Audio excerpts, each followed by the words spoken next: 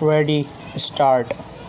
It is the mind of the court which is to be satisfied whereabout turn of some of eyewitnesses in the manner stated above shakes up the whole prosecution case from the point of view of credibility of the remain material.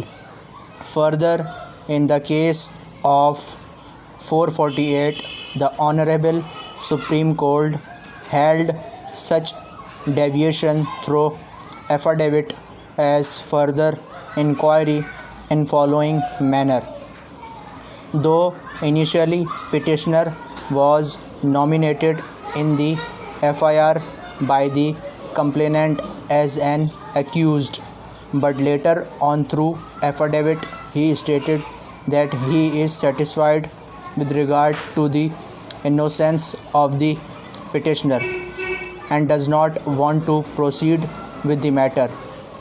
This aspect of the matter has not been taken into consideration by the courts below. We, without touching the merits of the case, are of the view that case of petitioner is of further inquiry. In the instant case, as admitted by complainant, her mother and grandmother, that they have been compensated by the accused outside the court.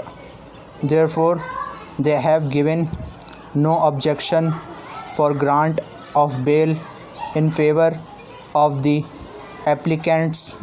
Such attitude can well be taken as one of the grounds of further inquiry.